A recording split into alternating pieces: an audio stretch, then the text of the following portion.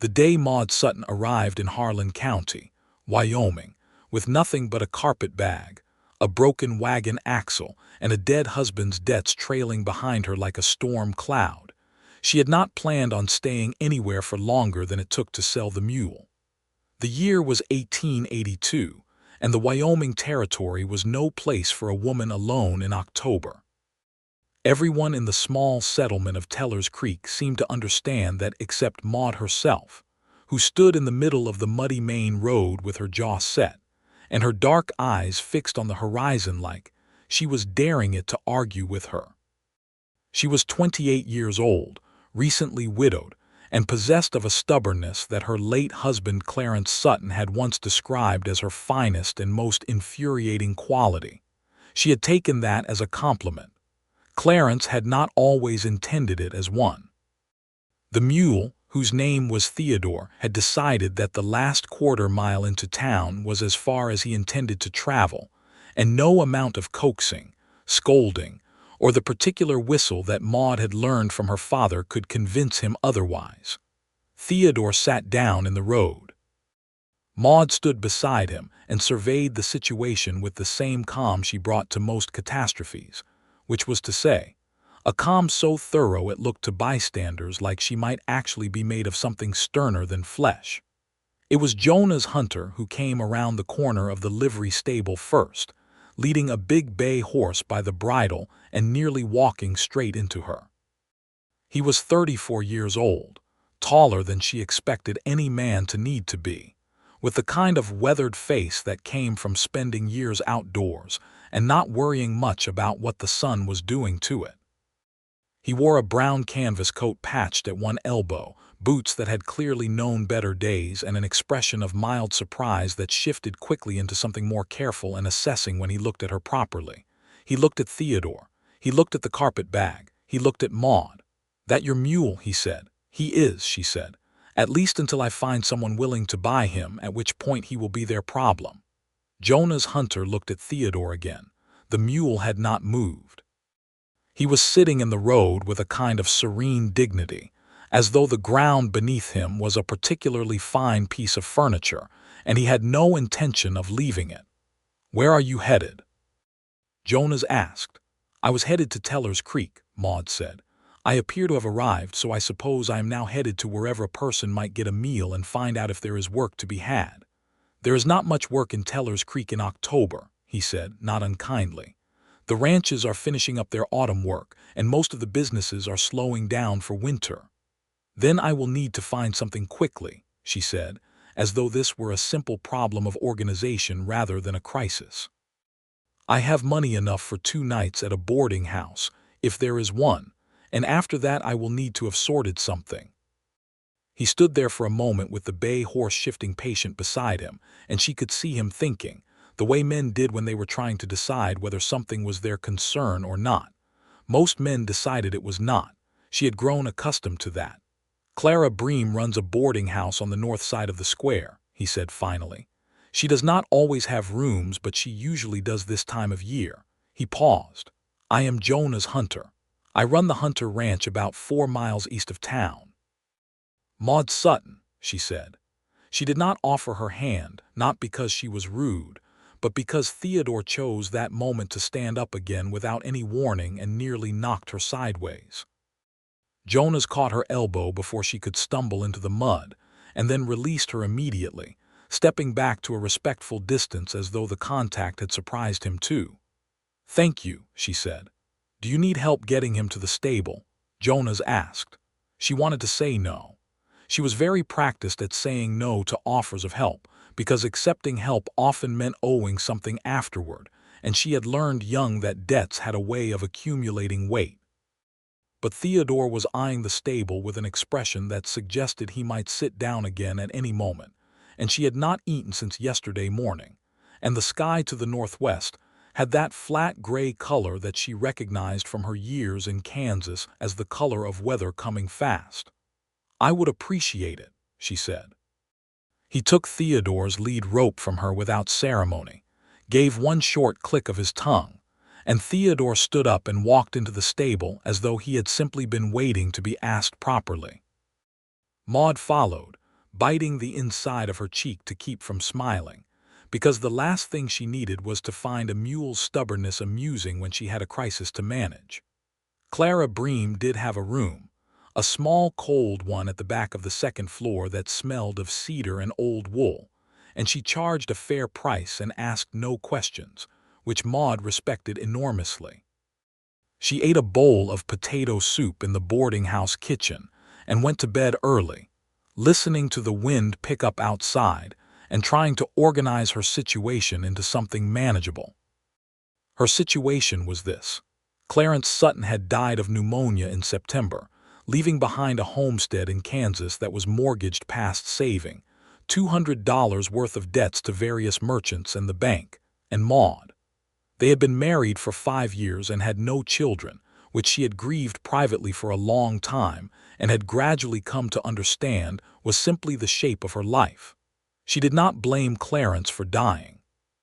She blamed him, quietly and without real heat, for the debts, because he had been a man who believed that next year would always be better than this year and had borrowed accordingly.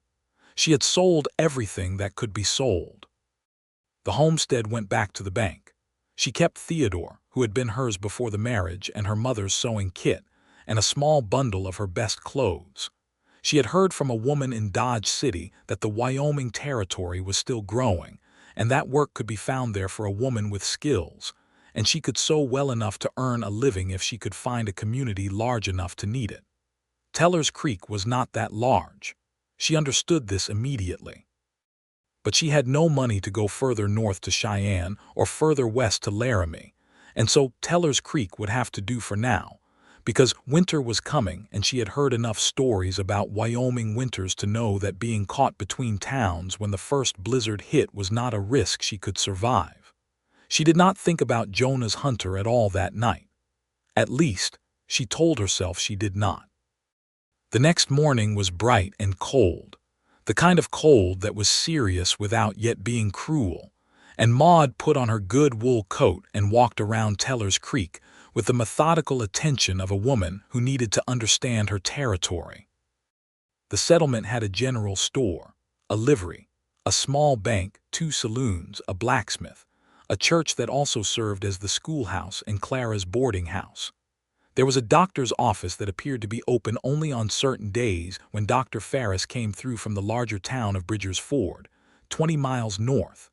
She introduced herself at the general store, run by a broad-shouldered woman named Ellen Marsh, who had the look of someone who had built her own life from scratch and was proud of it. Ellen was interested when Maude mentioned her sewing skills. "There is always mending to be done," Ellen said, "and I have 3 shirts of my husband's that need attention, but I cannot pay much. Most of the women in the area do their own sewing." "I do fine work," Maude said. "Not just mending. I can make a proper dress, alter a coat, anything that is needed.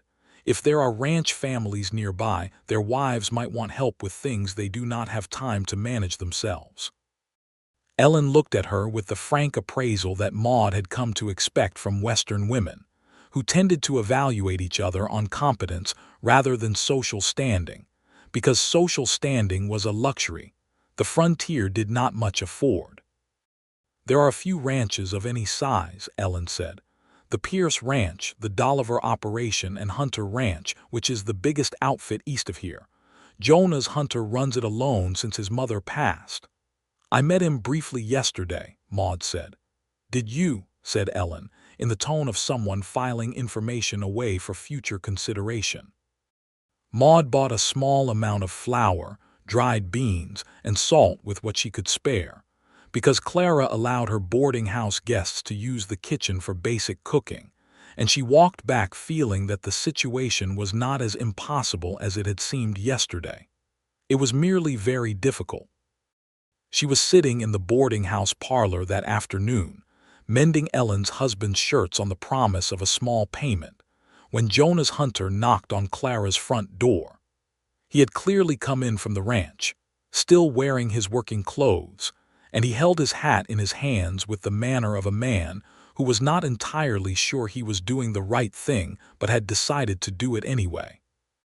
Clara showed him into the parlor and withdrew with the barely concealed interest of a woman who had been watching other people's business for 30 years and found it unfailingly interesting. "Miss Sutton," he said, then corrected himself. "Mrs. Sutton, I apologize if I have the wrong name." "Maude is fine," she said.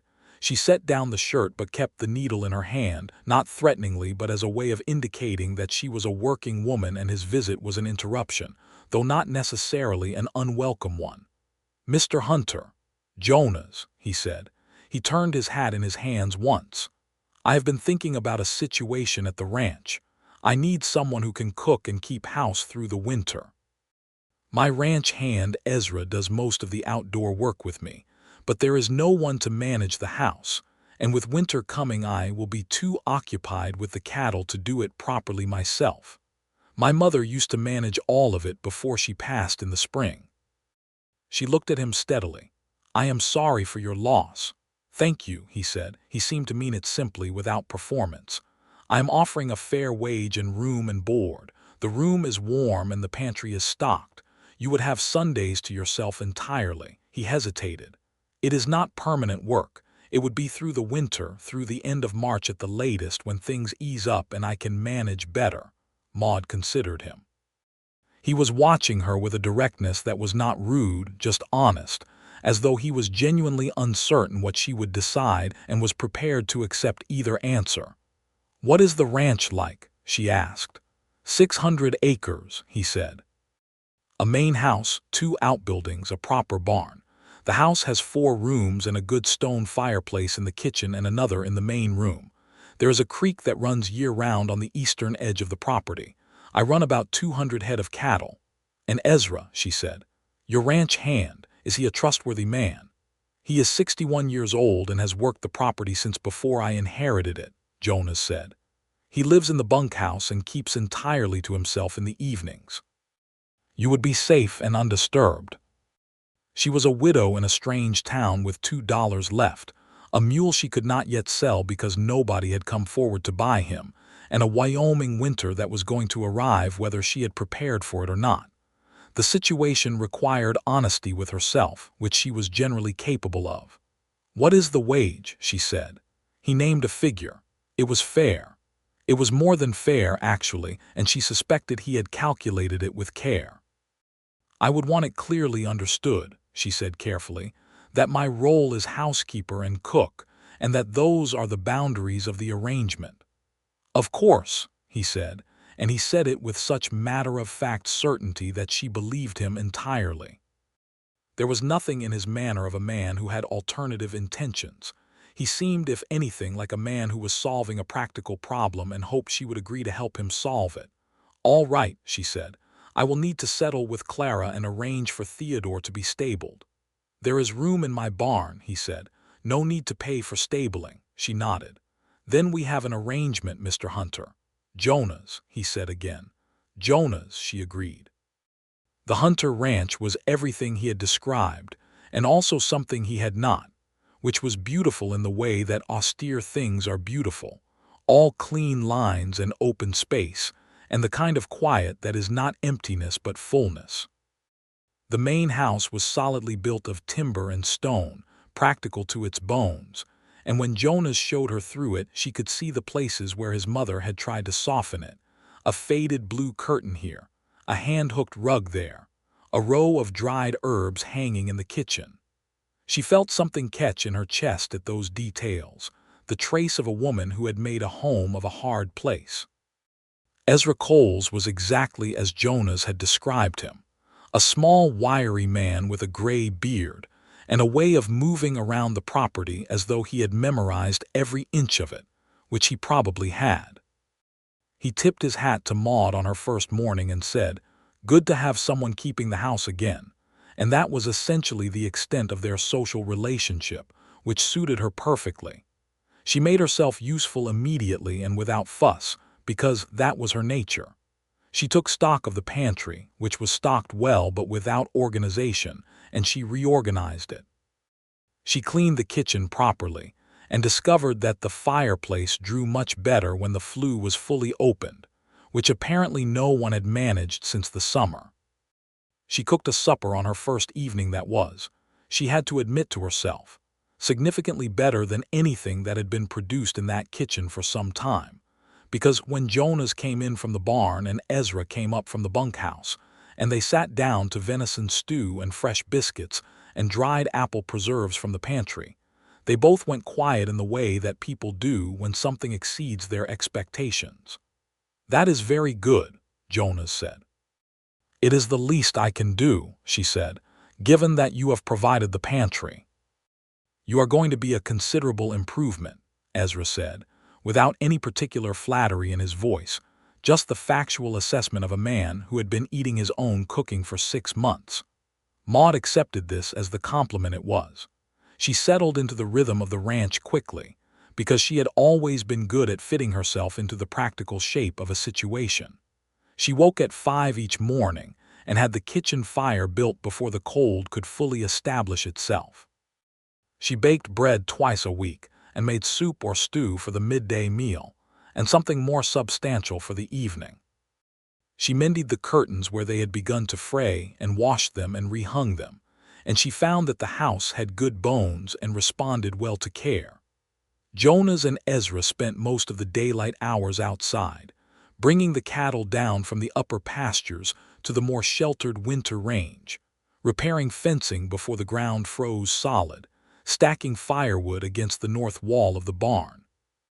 When they came in at the end of the day, they were tired in the honest, physical way of men who had worked hard, and Jonas would wash his hands and face at the pump beside the kitchen door and come in and ask her how her day had gone with what seemed like genuine interest.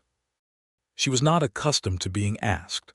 Clarence had not been a bad man, but he had been preoccupied with his own concerns and had tended to treat the household as a thing that functioned automatically, like a clock that only needed winding once in a while.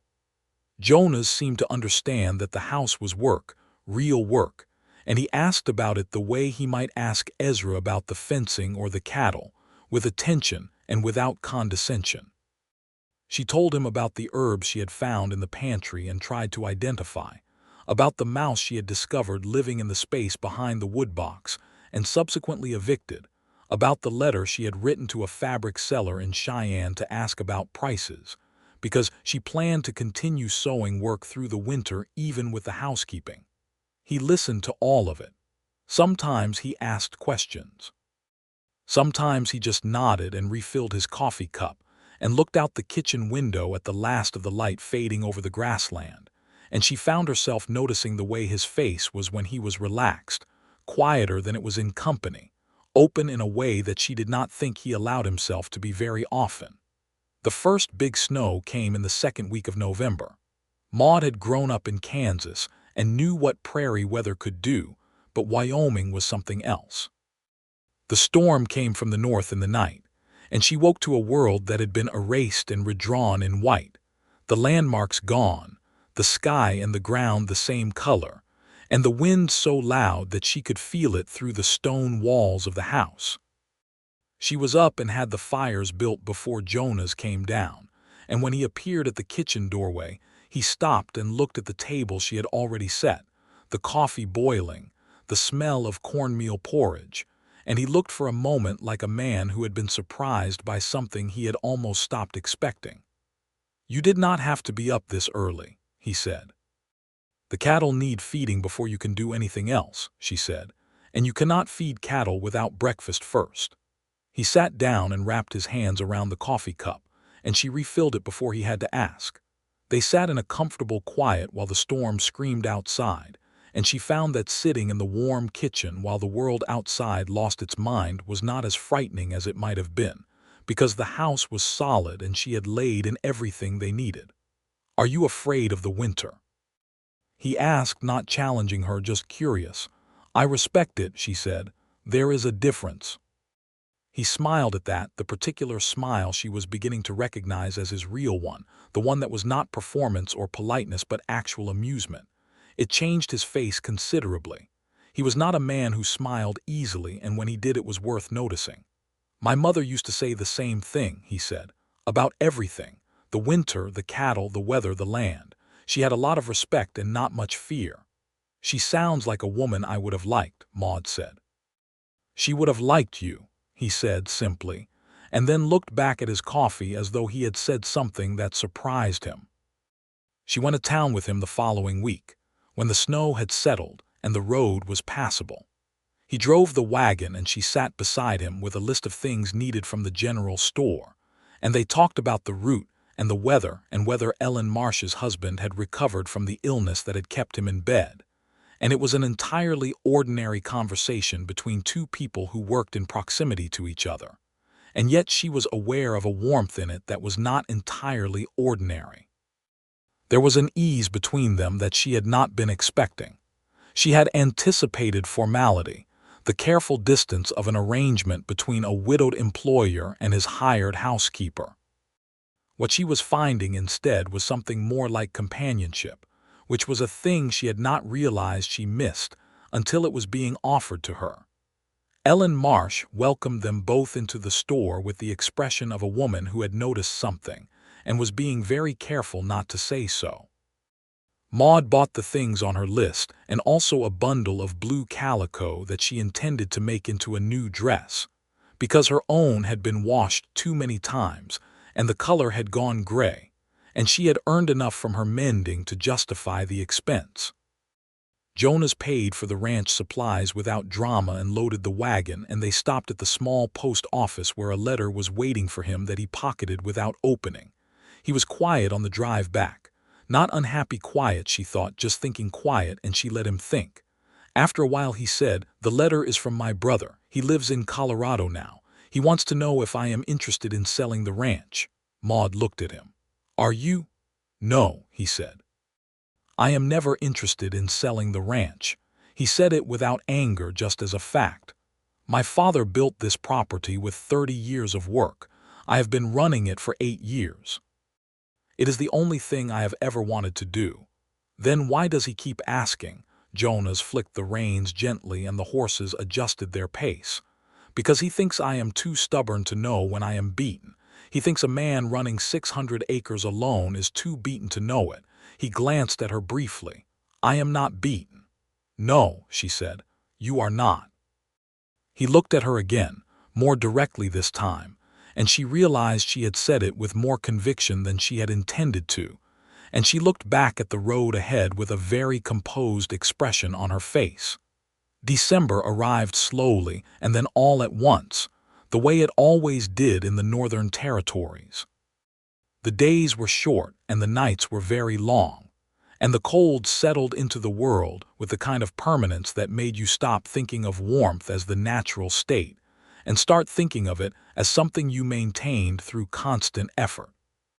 Maude kept the fires burning and the food coming and the house in order, and she also spent her afternoons at the kitchen table with her sewing, working through a growing list of mending commissions that Jonas had somewhat sheepishly mentioned to a few of the neighboring ranch families, who had begun arriving with bundles of work for her. She had not asked him to do that. When she discovered that he had told the Pierce family and the Dollivers about her skills, she did not know quite what to say to him. "You needed the work," he said matter-of-factly. "It costs me nothing to mention it, and it helps them too." "Thank you," she said, and meant it so thoroughly that the words came out quieter than she intended. He had begun to sit with her sometimes in the evenings, at the kitchen table while she sewed and he worked on the account books or mended tack. It was not something that had been planned or discussed. It had simply happened gradually, the way that habits form between people who share a space and find each other's company preferable to silence. Ezra went to his bunkhouse after supper without fail, and the evenings became a quiet time that belonged to the two of them and the firelight and the sound of the wind outside. She learned things about him in those evenings, the way you learn things about a person when conversation is unhurried and there is no need to perform or impress. He had grown up on the ranch, the second of 2 sons, and had understood from early on that his brother Thomas had no love for the land and that he himself had nothing but love for it. He had taken over the property at 26 when his father died, and his mother had stayed on and helped him run it until she passed in March. He was not lonely in the way of a man who lacked for company, she thought, but in the way of a man who had lost the people he talked to easily and had not found new ones. She told him things too, more than she had expected to. About Kansas and her father's farm, which had been a happy place when she was young and a harder place after her mother died. About Clarence, whom she described honestly, with neither bitterness nor false sentiment. He was kind, she said one evening, and he was not much good at practical things, and those are both true at the same time. That sounds like an honest assessment, Jonas said. I believe in honest assessments, she said. They are more useful than the other kind. What is an honest assessment of Wyoming winters? He asked. Brutal but magnificent, she said without hesitation, like a great deal of things worth knowing. He was quiet for a moment, and when she glanced up from her sewing he was looking at her with that expression she had begun to notice, the one she had not been able to fully name. It was attentive and warm and something else, something careful. Maude, he said and stopped. Yes, she said. He looked back at his account books. Nothing, it is getting late. She watched him for a moment, then looked back at her own work and said nothing more. But she was aware that something had almost been said in the space of that pause, and she turned it over in her mind later in the cold of her room, listening to the wind rattle the window, trying to decide what she thought about it, and finding that she was not as settled as she would have liked to be. Christmas was a spare affair, because Jonas was not a man who made much fuss over occasions, but Maude had grown up believing that occasions were what you made of them, and she made considerably more of it than he was expecting. She had found a recipe for gingerbread in the worn cookbook on the kitchen shelf and made a proper batch, and she had saved enough from her sewing earnings to buy a small quantity of coffee beans and a bag of hard sugar candy from Ellen's store. She hung a spray of cedar branches over the kitchen doorway because there was no evergreen tree to be had, but cedar smelled of the season, and the color was right. On Christmas Eve, when the supper dishes were cleared and the lamps were lit and the fire was high, Jonas came in from the barn carrying something under his arm. He set it on the table in front of her. It was a small wooden box, the kind that was used for tools, but this one had been sanded smooth and the edges rounded carefully, and the lid fitted perfectly, and across the front he had carved a small design, a spray of leaves and a single bird, done with a delicacy that she had not expected from his broad, work-roughened hands. It is for your sewing things, he said. Your kit has been sitting on the table in that old bag, and I thought something better would serve. She did not speak for a moment because the box was genuinely lovely and because he had done it himself in the evenings when she had thought he was working on the tack, and the thought of him sitting in the barn with a carving knife doing something careful and particular for her sake made her feel something very warm and also slightly frightening. Jonas, she said, this is beautiful. He was not comfortable with the praise. He looked at the fire. It is not much, he said. It is much more than not much, she said firmly, and she opened the box and immediately transferred her needles and threads and thimble and small scissors into it, and he watched her arrange them with the expression of a man who was genuinely pleased, but trying not to show it too much. She had made him something too. She had been working on it in secret for 2 weeks, getting up an hour early before he came down to have her sewing finished and put away. It was a new work shirt, made from the heavy dark wool she had ordered from Cheyenne, properly fitted, with bone buttons rather than the wooden ones that were all his remaining shirts had. She had measured one of his worn shirts for size and hoped she had it right. He received it with a stillness that she had learned to recognize as his version of being moved. He held it in his hands and looked at it for a long moment. You made this, he said. I did, she said. Your others are beyond saving. You measured from the old shirt, he said. I did. And guessed at the shoulders, he said. I did. I have a good eye. He held it up against himself briefly, and even against the coat it was clear the fit was nearly perfect, the shoulders exactly right. He looked at her with something open and unguarded in his face that lasted only a moment before he seemed to consciously settle it back into his usual composure. Thank you, Maude, he said.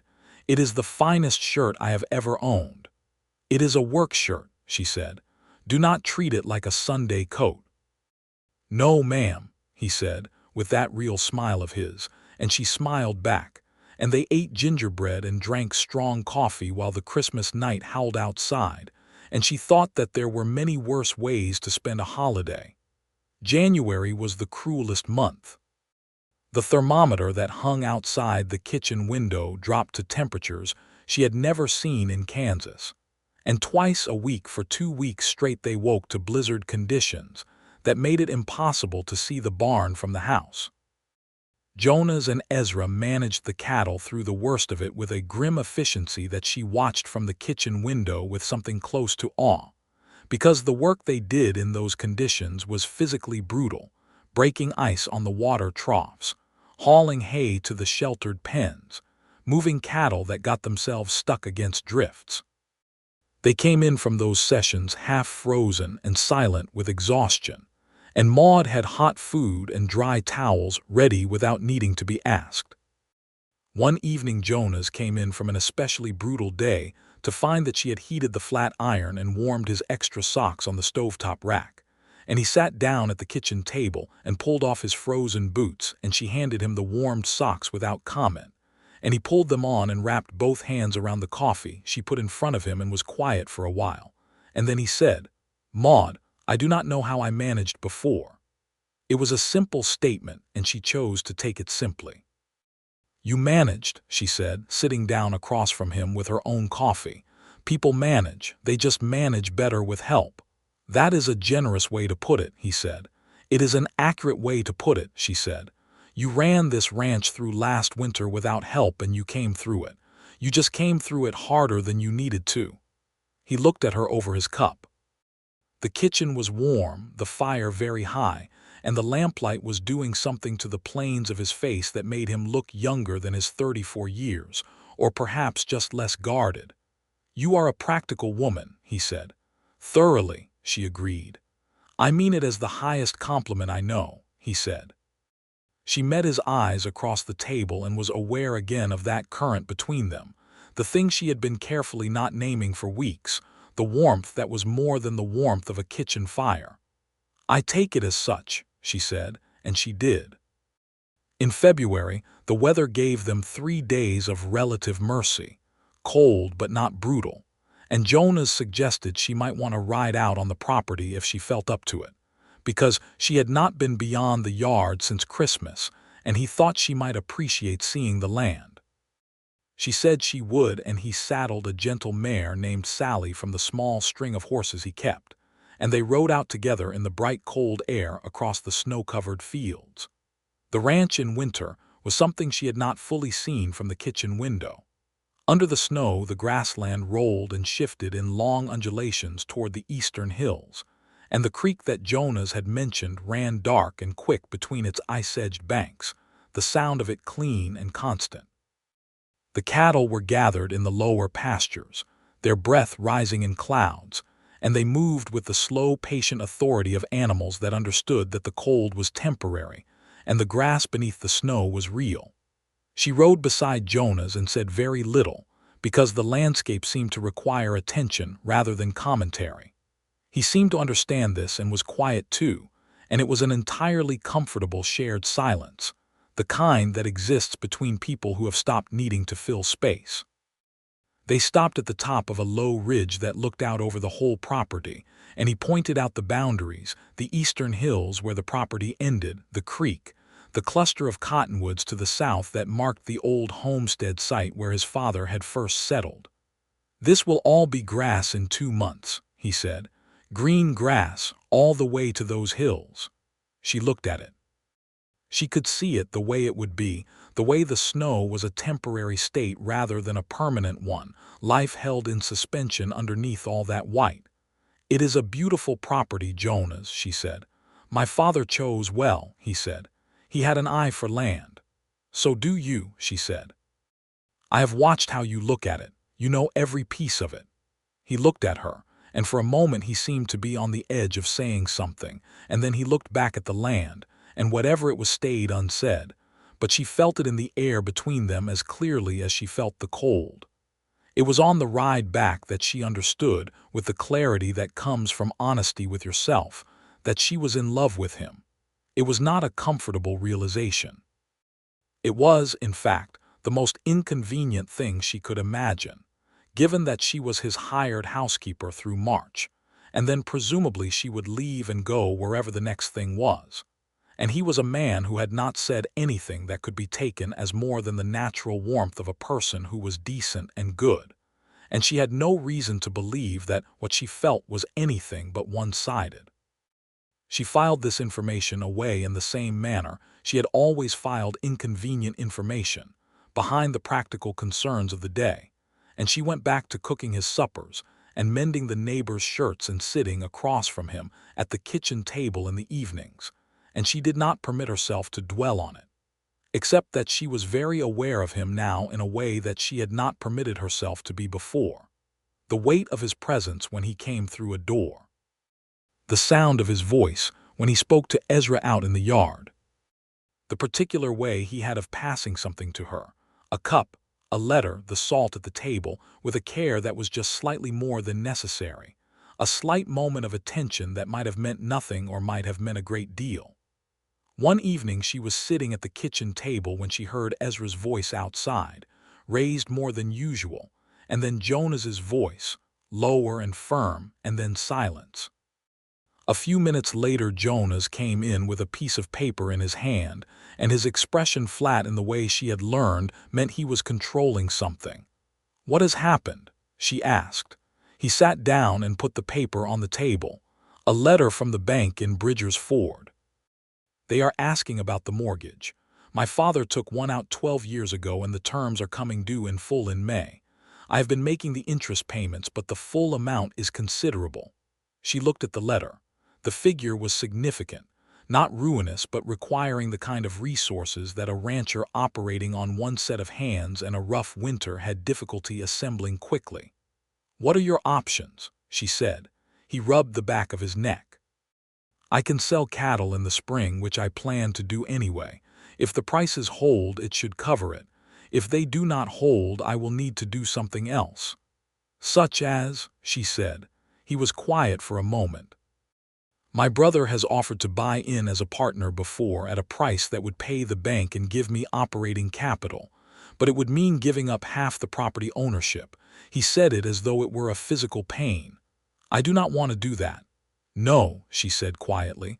"I understand why you would not." He looked at her. "The spring sale will be enough. It has to be." "Then plan for it being enough," she said, "and have a secondary plan ready if it is not, and try not to spend the winter catastrophizing either outcome." He laughed suddenly, the unexpected laugh that she had only heard a few times, deep and genuine. "Is that your advice?" "It is my practical advice," she said. "The catastrophizing is free if you want it, but I do not recommend it." He shook his head, still smiling, and picked up his account books, and she picked up her sewing, and the evening continued as it always did, warm and ordinary, and something she had begun to value more than she could easily put into words. The end of February brought a thaw that lasted almost a week, and in that thaw the world remembered that it was not always frozen. Maude found the first snowdrops pushing through the softened ground along the south wall of the house, 3 of them, small and white and improbably brave. She cut them and put them in a tin cup on the kitchen table without particular comment, but Jonas noticed them the moment he came in for his midday meal and stopped and looked at them for a moment. "Where did those come from?" he said. "The south wall," she said. "They were your mother's, I think. There is a whole row of them planted there, just coming up." He sat down and looked at the 3 small flowers in the tin cup on the table and did not say anything for a moment. Then he said, "She planted those the first spring she was here. She said she had brought the bulbs from Ohio, and she would be damned if Wyoming was going to stop them." Maude sat down across from him with the bread she had made that morning. "She sounds like she was formidable." "She was," he said. "She would have liked this." He gestured at the table, the flowers, the food, the warmth of the kitchen. She did not ask what precisely he meant. She was afraid of what she might hope the answer was. March came, and with March came the beginnings of the end of winter and the beginning of the harder question of what came next. Maude had not raised the question of her departure because she had not wanted to think about it, and Jonas had not raised it either, and the silence around the subject had become a kind of presence of its own. It was in the first week of March that he came in for supper on a Tuesday, and instead of sitting down immediately, he stood in the kitchen doorway for a moment with his hat in his hand, as he had done the very first time he had come to Clara's boarding house to offer her the job, and she saw on his face the same expression he had worn then, a man who had decided to do something but was not entirely certain of it. "Maude," he said. She set down the spoon she had been using to stir the soup. "Yes." He came fully into the kitchen and sat down, not at his usual place but at the end of the table, closer to where she was standing. "The end of the month is coming." "It is," she said. "I made you an offer in October," he said. "To stay through winter. You honored that and more." "You have paid me fairly," she said carefully. "I am not talking about the wage," he said. He turned his hat in his hands once. It was, she realized, a nervous gesture, one she had seen before. "I have been thinking about the property, about the mortgage and the future of the ranch. I think there is a sound case to be made for taking on a proper partner rather than selling cattle at whatever the market offers in May." He paused. "I want to offer you a partnership, Maude, a full legal half-interest in the Hunter ranch." She stared at him. "Jonas." "It is a sound arrangement," he said, and she could hear him retreating into practicality, which she recognized as his defense. "You have skills that the ranch needs. You know the property now. You have made this house into something it has not been in years. A legal partnership would give you security and would give the ranch stability and—" "Jonas," she said again, more firmly. He stopped. She looked at him carefully. "I want to understand what you are offering me. You are offering me a partnership in the ranch." "Yes," he said. "A business partnership," she said. He met her eyes. He was still for a moment, the way he was when he was being honest with himself about something, and she watched him make a decision. "I'm a man who is not very good at saying things directly when they matter," he said, his voice quieter now, more careful. "I want to say something directly." "Please do," she said, and her own voice was not as steady as she would have liked. "I do not want you to leave," he said. "Not because of the housekeeping, not because of the cooking. Because when I ride out to that ridge and look at this land, I want you beside me. Because when I come in from the barn at the end of the day, the thing I want most is to sit across that table from you. Because in 5 months you have become the most important person in my life, and I am not sure I knew that a person could become that without my noticing until it was already done." He stopped. "I am offering you the partnership because I want you to have something real and solid, something that is yours no matter what, because you deserve that. But I am also asking you to consider whether you might be willing to stay for reasons that have nothing to do with the legal arrangement at all." The kitchen was very quiet. Outside the window, the March wind was moving in the cottonwoods, and the light was the thin, clear light of late winter. And she stood at the kitchen table with a soup spoon in her hand and looked at Jonas Hunter, who was looking at her with everything open on his face, which she understood was an extraordinary act of courage for a man who had spent his whole life being careful about what he let show. She set down the spoon. She came around the table and stood before him, and he stood too, because he was that kind of man, and they were standing close enough that she could see the years of work in the lines of his face and the particular quality of his eyes, which were dark brown and very steady, and she thought that she had never in her life wanted to be looked at the way he was looking at her. "I am going to be very direct," she said, "because you have been, and I think you deserve the same." "All right," he said. "I fell in love with you somewhere around the ridge in February," she said, "and I have been extremely inconvenienced by it ever since because I did not intend to fall in love with anyone, and I certainly did not intend to fall in love with my employer, and I was not sure you felt anything of the kind, and I was not going to say anything because I was afraid of being wrong." He was entirely still. "I am not wrong, am I?" she said. "No," he said, and his voice had gone to something low and warm that she felt in her chest. "You are not wrong." "Good," she said. Then I would like to discuss the partnership, which is generous, and also the other thing, which is more important. He reached out and took her hand with the same care he had always used when he passed things to her, that slight extra attentiveness, and she understood now that it had always been something more than ordinary. His hand was large and warm and certain around hers, and she felt the practicality of the world recede somewhat, which was an unusual experience for a thoroughly practical woman.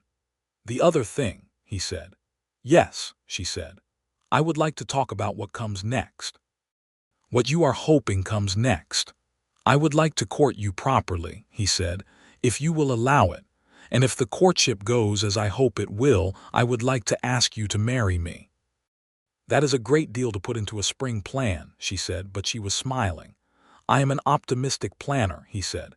"You once told me your brother thinks you are too stubborn to know when you are beaten," she said. "I told you I am not beaten," he said. "No," she said, "you are not." She squeezed his hand once firmly, and he looked at her with that open, unguarded expression that she had decided she wanted to keep seeing for a very long time. "The partnership," she said. "I will not take half the ranch as a gift, Jonas. That is not how I do things." "It is not a gift," he said. "It is an investment in what the ranch can be. You have already more than earned it." "Then we will work out the details properly," she said. "With a lawyer and everything written correctly. I will not have anything vague." "Of course not," he said. "You are a thorough woman." "Thoroughly," she agreed. He laughed and she laughed too, and it was the easiest and most certain moment she had experienced in longer than she could remember, standing in that warm kitchen with the soup beginning to simmer behind her and the March light coming through the window and her hand in his hand. The spring came the way springs came in Wyoming, with a fierceness that was its own kind of joy. The snow retreated from the south-facing slopes first and then from the open fields, and the grass came up in a rush of green that was startling after months of white, and the cattle moved out to the spring pastures with their calves, and the cottonwoods along the creek leafed out in pale green, and the snowdrops along the south wall of the house gave way to the crocuses behind them, and then to the early tulips that his mother had planted years ago, and that returned every year without fail. Jonas drove into Teller's Creek one morning in early April and came back with a letter from an attorney in Bridger's Ford, confirming an appointment to have the partnership documents drawn up. He also came back with a small package from Ellen Marsh's store, which he set on the table without explanation. Maude opened it to find a bolt of pale yellow cotton and a card in Ellen's handwriting that said, "Everyone in town has been hoping for good news. Congratulations." Maude put the card down and looked at Jonas. "How does Ellen know?" she asked. "I may have mentioned our situation to Ezra," he said, "and Ezra may have gone to town for nails." "Ezra gossips," she said with some amusement. "Ezra talks to Ellen when he goes for supplies," Jonas said carefully, "and Ellen is a thorough woman in her own way."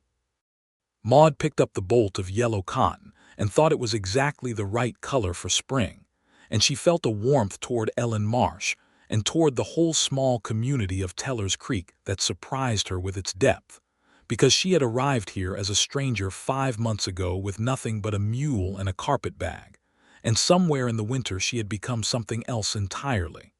The cattle drive in May went well. Jonas and Ezra and 2 hired men from the neighboring Pierce ranch moved the cattle to the Bridger's Ford market, and the prices held, and the mortgage was paid in full without the need for Thomas Hunter's investment or the sale of a single acre of land.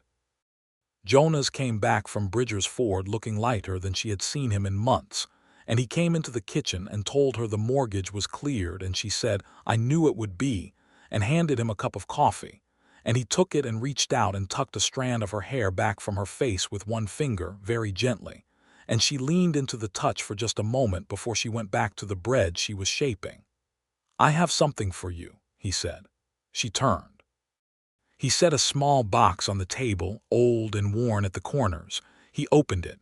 Inside was a ring, a gold band with a small turquoise stone, simple and very beautiful. "It was my mother's," he said. "My father gave it to her when they had been married a year. She left it to me specifically, which I always thought was an unusual thing to do, but she said she thought I would know what to do with it when the time came.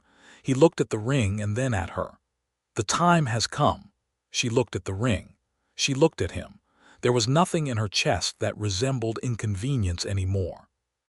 It was all something larger and cleaner than that, something that had been building since October and had arrived here, in this kitchen on this May morning, as certain as the spring. "You have not asked me anything yet," she said. He came around the table and stood before her and said, with the directness he had learned from her, "Maude Sutton, will you marry me and be my partner in this ranch and this life and everything that comes with both?" "Yes," she said. "I will do all of those things." He put the ring on her finger and she looked at it there, the turquoise catching the light, and she thought of his mother planting snowdrops against a Wyoming winter and saying she would be damned if it stopped her, and she felt a kinship with that woman that went deeper than affection. He kissed her then, the first time, not tentatively but with the certainty of a man who had been certain for months and was finally allowed to say so. She kissed him back with the same certainty, because she was a practical woman, and when something was right she did not see the point of pretending otherwise. They were married in June, in the little church that served as the schoolhouse in Teller's Creek, with Clara Bream and Ellen Marsh and Ezra Coles, and a collection of neighboring families who had been treated to months of anticipation courtesy of Teller's Creek's particular communication system.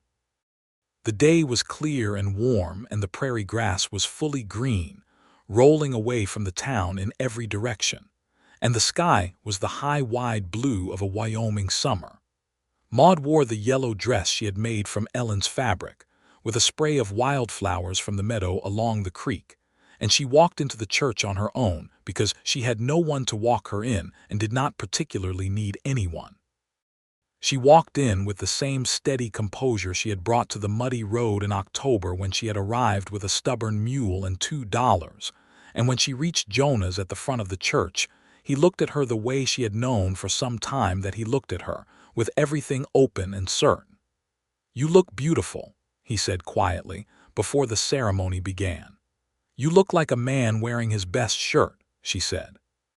"I am wearing my best shirt," he agreed, and it was the dark wool work shirt she had made him for Christmas, which he had taken to wearing on Sundays and special occasions regardless of her insistence that it was a work shirt, and she had given up arguing with him about it because she had learned that there were a handful of things he had decided upon, and no amount of practical reasoning would shift them. The ceremony was brief and sincere, and when it was done and they were standing outside in the June sunshine being congratulated by what felt like most of the county, Ezra shook Jonas's hand and then took Maude's hand and said gruffly, "The ranch is better for you being in it," and she thought that was possibly the finest wedding toast she had received.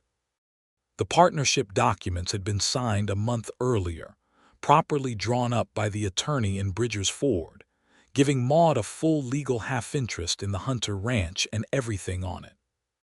She had insisted on a proper review of every clause and had had 2 clauses rewritten to her satisfaction, which the attorney had noted was unusual and which Jonas had noted was entirely unsurprising. She brought to the partnership a genuine investment, not of money, which she did not have in significant quantities, but of the sewing business she had built through the winter, which now had a growing clientele among the ranch families and in Teller's Creek itself, and which she had organized into a proper account at the bank. The first summer of their marriage was something she had not known to hope for. She had been married before and had been content, which was a decent thing and she did not diminish it, but this was something altogether different. Jonas was not an effortless man.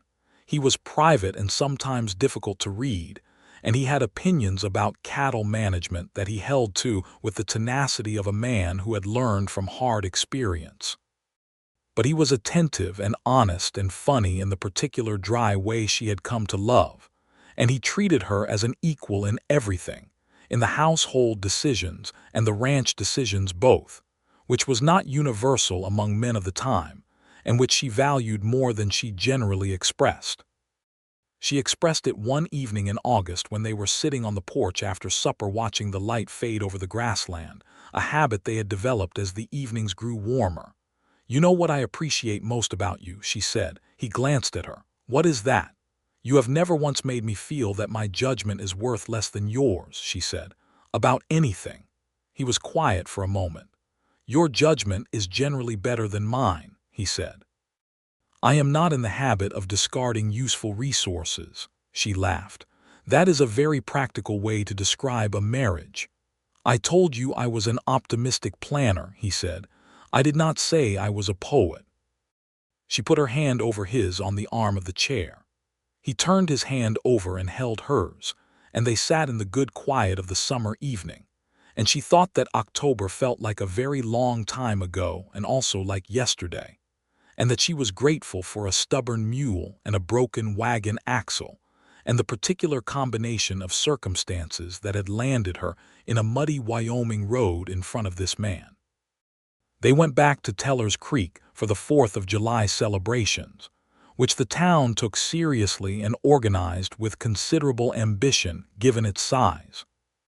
Ellen Marsh had coordinated a community supper and a band of 3 musicians from Bridger's Ford, and there were foot races for the children and a shooting contest that Maude watched with amusement, and Jonas, entered with the competitive attitude that she had discovered was one of his less obvious qualities.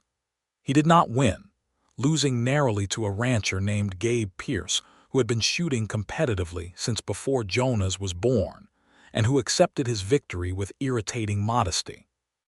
On the ride back to the ranch in the summer dusk, Jonas was quieter than usual in the way that she had learned to distinguish from his ordinary quietness, the way that meant he was thinking rather than simply being.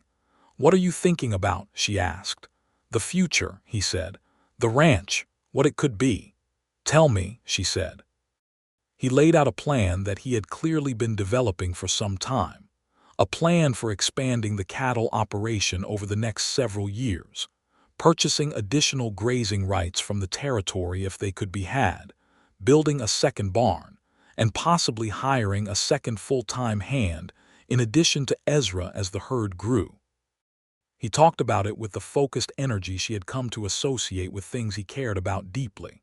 She listened carefully, asking questions, and he answered them and incorporated her thoughts without the slightest sign of resistance, adjusting his plans where her questions revealed gaps, noting her suggestions.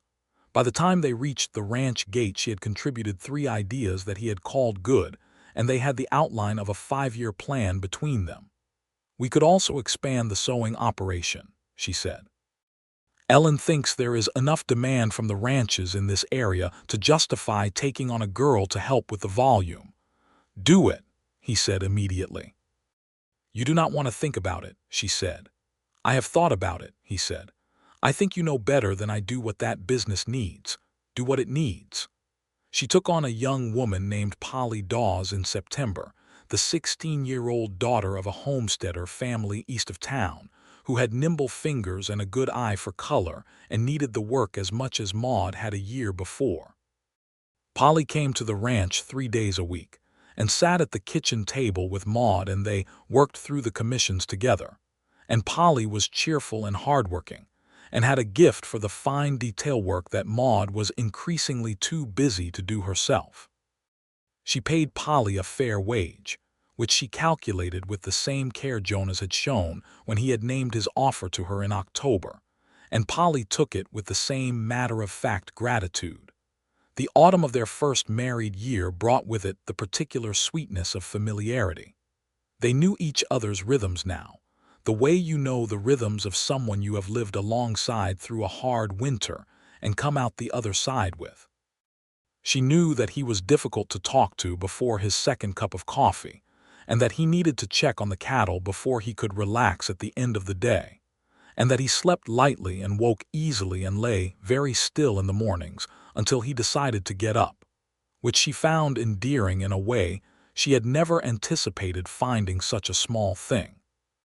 He knew that she needed an hour of quiet after the busy parts of the day, and that she was more anxious about the money than she showed, and that she kept her sewing kit in the wooden box he had made her, and moved it to her own room if she ever felt that the house was too full of other people. In October, exactly 1 year after she had arrived in Teller's Creek with Theodore and a carpet bag, Jonas came in from the barn one evening with a particular expression on his face, and she looked up from the kitchen table and said, "What has happened?" "Nothing bad," he said, and he sat down across from her and reached into his coat pocket and put a folded paper on the table. "I had some additional documents drawn up." She unfolded the paper. It was a deed. A deed for the Hunter Ranch, which now read Hunter Ranch, Jonas Hunter and Maude Hunter, co-owners in full, and the second half of the property, the eastern acres and the water rights along the creek, had been formally transferred to her name in equal standing with his. She had technically already owned half the ranch since the partnership documents in May, but these were different. These named her outright, clearly, without any legal ambiguity, as fully co-equal owner of every acre. "I had Martin Burke redraw everything to make it absolutely plain," he said. "No partnership agreement, just ownership, both names equal. If anything were to happen to me, there is no question that this is your ranch as much as mine." She folded the paper carefully and set it down. She looked at him across the table, this man who had come around the corner of a livery stable a year ago and offered her a sensible arrangement, who had sat across from her in firelight all winter and become the person she wanted to sit across from for the rest of her life. "Jonas Hunter," she said. "Yes," he said. "You gave me half the ranch in October to stay through winter," she said, "and now here you are in October offering me the other half." He looked at her steadily. "I recall the sequence of events." "I just want you to know," she said, "that the half you are offering me now is considerably better than the first half." He raised an eyebrow. "How so?" "Because now I know what comes with it," she said. He reached across the table and took her hand in his, and she let him, and they were quiet for a moment in the warm kitchen, the October wind outside doing its best against the stone walls of the house and failing to disturb anything within. "I also have something to tell you," she said. He looked at her. Something shifted in his expression, a readiness. "We are going to need to think about that second bedroom upstairs," she said. "The one your mother used as a sewing room." He was very still for a moment. Then he said, quietly and carefully, as though he was not sure he had heard her correctly, "Maude." "Spring," she said. "By my best calculation, April." He stood up from the table so quickly that the chair scraped back across the floor, and he came around to her, and he held her face in his hands as though she were something extraordinary, which she found she did not entirely object to. His expression was open in a way she had seen before, but not quite like this, not this unguarded and this full. "April," he said. "Approximately," she said. "I am being practical about the timeline." He laughed, and she laughed too, and he kissed her forehead and then stood back and looked at her with a joy that was entirely unperformed, the real thing, the kind that a reserved man cannot contain even when he tries. "I am going to tell Ezra," he said. "It is 8 o'clock at night," she said. "He will want to know," Jonas said. "Ezra will tell Ellen Marsh at the earliest opportunity," she said, "and then the entire county will know before I have had time to think about it." "The entire county will know by Christmas regardless," he said. She conceded this with a tilt of her head. He was already reaching for his coat. The winter of their first married year was entirely different from the winter before it, and not only because of the obvious things, the warmth and the ease and the full knowledge that she was home rather than in a temporary arrangement. It was different because she was learning, day by day, what it meant to share a life with someone who was fully her equal in stubbornness and her better in patience, and to be known by someone in the way that Jonas was coming to know her, which was thoroughly and without performance. They argued sometimes about practical things, because they were both people with strong views about practical things. She wanted to spend money on better curtains for the main room, and he wanted to spend the same money on a new fence post driver. And they had a spirited conversation about it that lasted 2 evenings and ended in a compromise in which they bought neither the curtains nor the fence post driver, but instead found a better use for the money in the cattle account. She was right about the curtains being necessary, and he was right that January was not the time to spend on them. And they were both right about the fence. And the compromise was reached with the bluntness of two people who had decided to be honest with each other at all times, even when it was inconvenient.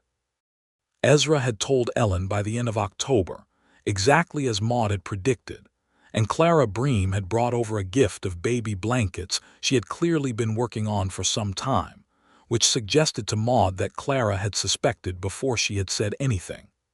The community of Tellers Creek treated the news with a warmth that continued to surprise her, because she had not arrived here expecting to belong to anything, and had found herself belonging anyway.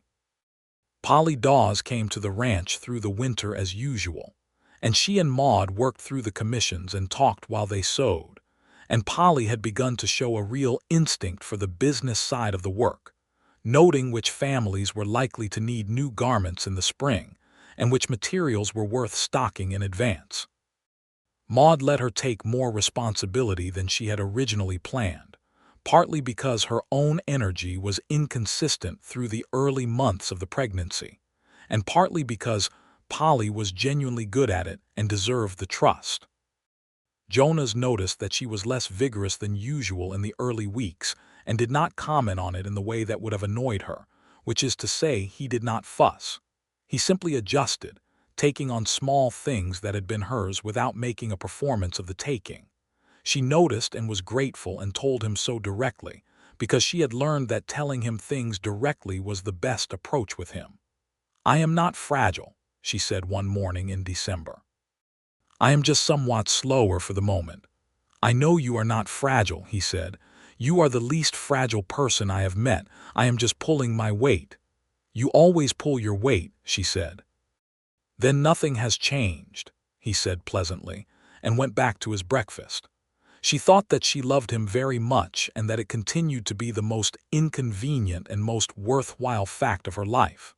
January was kinder that year than the year before, the worst storms coming through quickly and moving on rather than settling. Ezra had a cold that kept him close to the bunkhouse for 2 weeks, and Jonas ran the outdoor work almost entirely alone with good humor and without complaint.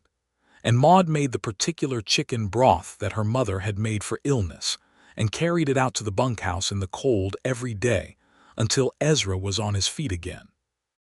Ezra thanked her in his gruff, minimal way, and was afterward even more quietly devoted to her in the small ways that he had always been, making sure the woodbox beside the kitchen door was always full without being asked. February brought a letter from Jonas Hunter in Colorado. Maude read it after Jonas had, which was how they handled correspondence now, each reading what was shared and discussing it. Thomas wrote that he had heard about the baby and offered his congratulations, and that he had also heard the mortgage was paid off and the ranch was doing well, and that he was glad of it, and he hoped that Jonas would bring Maude to Colorado sometime to visit.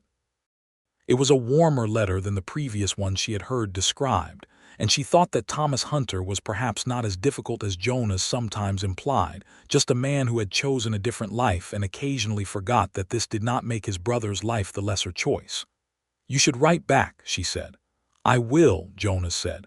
"Warmly," she said. He looked at her. "I write warmly." "You write correctly," she said. "There is a distinction." He wrote the letter and showed it to her, and she made 2 small suggestions, both of which he incorporated without argument, and the letter went to Colorado with more warmth than she suspected Thomas was expecting. The baby came in April, as she had calculated, though the calculation had not accounted for the baby's apparent determination to arrive at 3 in the morning during a rainstorm. The doctor, who had relocated to Tellers Creek permanently the previous autumn, arrived in good time with Clara Bream, who had attended more births in Wyoming than she could easily count, and was exactly the kind of calm, capable presence that Maude needed. Jonas was banished to the kitchen, which was customary, and Maude could hear him through the door moving around the kitchen with the restless energy of a man who did not know how to not be useful. She suspected he made approximately 3 full pots of coffee before it was over. Their son was born at just past 5 in the morning, when the rain had cleared and the dawn light was coming in pale and new through the windows. He arrived with a strong opinion about the world that he expressed loudly, and Clara Bream wrapped him and handed him to Maude, and Maude held him and looked at his small, furious face and felt something so large and clear that it had no particular name. When Jonas came in, finally, and she showed him his son, the expression on his face was the most unguarded thing she had ever seen from him. He stood there looking at this small new person and was completely undone in the best possible way, all the careful composure gone, nothing but the open fact of it. "What do we call him?" she asked. Jonas had been thinking about this for months and had suggestions, but he had said he would not decide without her. "I would like to call him William," he said, "for my father." "William Hunter," she said, and looked at the baby's face. "He looks like a William." "He looks like someone who is going to be trouble," Jonas said. "From you, that is a compliment," she said. "It is the highest one I know," he said. He sat beside her on the edge of the bed, and she leaned against him, tired in the clean way of someone who has done something enormous and come through it. And he held them both with the careful certainty that she had come to understand as the most particular expression of his love. William Hunter was a healthy, loud, and remarkably stubborn child, who from the first week seemed to be negotiating the terms of every arrangement put to him, which Maude took as a sign of good character and Jonas took as a sign of character. He recognized all too well from a nearby source. Ezra looked at the baby and said, "Well," which was the longest single-word assessment she had heard from him, and which she interpreted as approval. The spring of 1884 opened the ranch into its best year yet. The cattle herd was growing, the new fence had been built, and the second-hand Jonas had been planning to hire arrived in the form of a young man named Dale Carr from Nebraska, who was 22 and capable, and had the good sense to understand what Ezra could teach him. The sewing business had grown to the point where Polly Dawes effectively ran the day-to-day operations, with Maude handling the larger commissions and the accounts. She and Jonas rode to the ridge one afternoon in May, the same ridge they had ridden to in February a year and a half ago when she had understood something important. The land below them was entirely green, the grass fully out, the cattle small dark shapes in the lower pastures, and the creek shining along the eastern edge of the property. "You said this would all be green in 2 months," she said. "I said that in February," he agreed. "You were right," she said. "I am occasionally right about the land," he said. "It is my area of expertise." She looked at the property, all 600 acres of it, both their names on the deed, and thought about the October morning she had ridden out with him for the first time. She thought about the conversation in October when he had offered her half the ranch to stay, and the spring conversation on the same kitchen table when he had offered her the other half, and all the things that had come between and after. She thought about William at home with Clara Bream, who was devoted to him in the uncomplicated way of a woman who had no grandchildren of her own and had decided to borrow this one as thoroughly as the parents would allow. "Jonas," she said. "Maude," he said. "I would like to stay," she said. "Through every winter after this, through every spring, all of them." He looked at her, and his face was everything it always was when he was not guarding it, warm and certain and entirely hers. "I am counting on it," he said. She reached out and took his hand the way she had taken it in the kitchen in March, firmly, certainly, with the conviction of someone who has found the right thing and intends to keep it. He held hers with the same conviction, and they sat on horseback on the ridge above their ranch and watched the spring light move across the green grass of the Wyoming plain. And it was as good as anything either of them had expected to have, and considerably better than what either of them had been prepared to believe in, which was perhaps the best kind of good thing. The years that came after were full in the way of lives that are properly lived. William grew into a boy with his mother's stubbornness and his father's love of the land, following Jonas around the property from the time he could walk at a reliable pace, asking questions that were exhausting in their volume and often startlingly perceptive. He was afraid of thunderstorms until he was 5, and then abruptly decided he was not and stood on the porch, watching them come in across the plain with his small hands on the railing and his chin up, which Jonas observed with the expression of a man watching something familiar happen in a new form. Their daughter came 3 years after William, a girl they named Eleanor for Jonas's mother, who arrived with considerably more efficiency than her brother and considerably less drama, as though she had sized up the situation before arrival and decided the most sensible thing was to get on with it. Eleanor had her father's dark eyes and her mother's particular quality of observation, watching things with a steadiness that made you feel, even when she was very small, that she was forming an assessment. Ezra Coles retired from active ranch work when he was 67, not voluntarily, but because Jonas sat him down one February evening and told him plainly that the ranch could carry him through his old age as repayment for 40 years of service, and that he was to stop hauling hay before dawn or they were going to have a serious disagreement. Ezra said he would think about it and then did exactly as Jonas said, transitioning to lighter work around the property and spending considerable time teaching William the things about horses and cattle that only came from long experience. He lived in the bunkhouse until he was 73, when he died quietly in his sleep on a winter night, which was the kind of ending a man who had worked the land his whole life deserved, and they buried him on the ranch property, on the rise above the creek, which he had always said was the finest piece of land in Wyoming. Polly Dawes eventually bought out the sewing business from Maude with a payment plan that Maude structured with the same thoroughness she brought to everything, and Polly moved the operation into a proper shop in Teller's Creek, the first dedicated dressmaking establishment in the county, and it thrived the way things thrive when they are built on solid foundations by capable people. Maude remained her best customer and her most useful source of advice, and they had a friendship that had grown from employer and employee into something more like the friendship of women who have helped each other find their footing. Dale Carr became the foreman of the Hunter Ranch when Jonas began to ease back from the heaviest of the physical work, a capable and honest man who had learned from both Jonas and from Ezra, and had become exactly the kind of person you wanted running an operation when the principals were occupied elsewhere. He married a woman from Bridger's Ford named Helen, and they built a house on the south end of the property.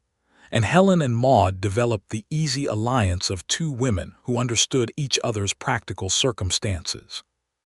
Thomas Hunter visited in the summer of 1887, finally making the trip from Colorado that he had mentioned several times in letters, and he was not what Maude had expected from Jonas's careful descriptions, which had always been neutral to the point of opacity. He was a broad, cheerful man with Jonas's coloring and none of his reserve, who looked around the ranch with genuine appreciation and said to Maude within the first hour of his arrival, "I can see what he has been doing right," which she took to mean the ranch, and suspected meant several things at once. He stayed for a week and played with William and held Eleanor with the careful attention of a man who was uncertain about small children and trying to learn. And on his last evening Jonas, and he sat on the porch after supper and talked for 2 hours in a low voice that Maude could not hear from the kitchen, but that had the sound of things being said that had needed saying for some time. After Thomas left, Jonas was quieter than usual for a day, not unhappy quiet, working through something quiet. She let him work through it, and on the second day he said, "I think we have been very different men about the same loss," meaning their father, and she said, "That makes sense." And he nodded once, and that was, it seemed, what needed to be said. The ranch grew year by year to the 800 acres Jonas had planned for, the additional grazing rights purchased from the territory in 1886 when the legislature opened a portion for sale, and the cattle herd expanded accordingly. It was not a grand empire, and it was not meant to be. It was a working ranch, well run and cared for, and the land was in better condition in 1890 than it had been in 1882, because Jonas understood that land was not just a resource to be consumed, but a system to be tended, a thing he had learned from his father and his own years of observation, and that he passed on to William with the same deliberateness. Maude kept her half of the property in her name throughout all of it, which she had never doubted doing, and which Jonas had never suggested she do otherwise.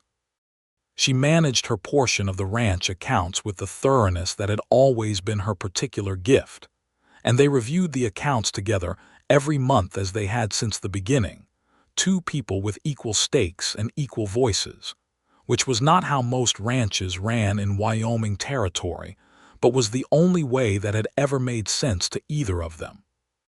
On the evening of their 10th anniversary, Jonas and Maude sat on the porch in the June dusk as they had come to do on summer evenings, and the prairie was the long green and gold of early summer, and William, who was 9, was running across the yard in some private game that he had been playing for the past hour with absolute seriousness, and Alina, who was 6, was sitting on the porch steps arranging a collection of small stones into a pattern that was apparently significant. "I would like to know what you are thinking," Jonas said, which was a thing she had taught him to ask, because he had needed teaching and had accepted the lesson with characteristic stubbornness, followed by characteristic thoroughness. "I am thinking that October of 1882 was the finest piece of bad luck I have ever had," she said. "A broken wagon axle and a mule with opinions." "Theodore," he said. Theodore had lived for another 4 years after Maude's arrival at the ranch, stubbornly refusing to acknowledge that he was old, and had eventually been buried under the cottonwoods with the same ceremony the family gave to anything they valued. "Theodore," she agreed. "Without him sitting down in the middle of the road of Teller's Creek, I might have made it all the way to Laramie."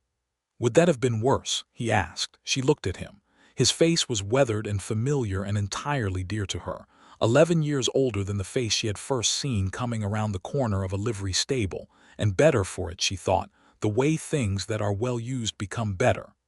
"Laramie is a fine city," she said. "I am very glad I never saw it." He reached across and took her hand, and she let him, and they watched William play and Alina arrange her stones, and the light moved across the grassland of the Hunter ranch in the long, slow way of summer evenings in Wyoming, unhurried and enormous, the sky going from blue to gold to the first faint rose of sunset, and the cattle were settled in the lower pastures, and the horses were in the barn, and the house behind them was warm and full, and the deed in the strongbox in the bedroom had both their names on it. Equal and clear, and everything that had been offered and accepted in good faith between them had come to exactly what it had promised to be, which was a life, fully and properly lived. "Jonas," she said. "Yes," he said.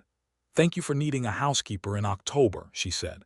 He was quiet for a moment, and she could hear his smile in it even before she glanced over and confirmed it. "Thank you for having nowhere else to be," he said. She squeezed his hand once firmly, and he held hers, and the Wyoming evening settled into them both with the particular peace of people who have found exactly where they belong and had the good sense to stay there.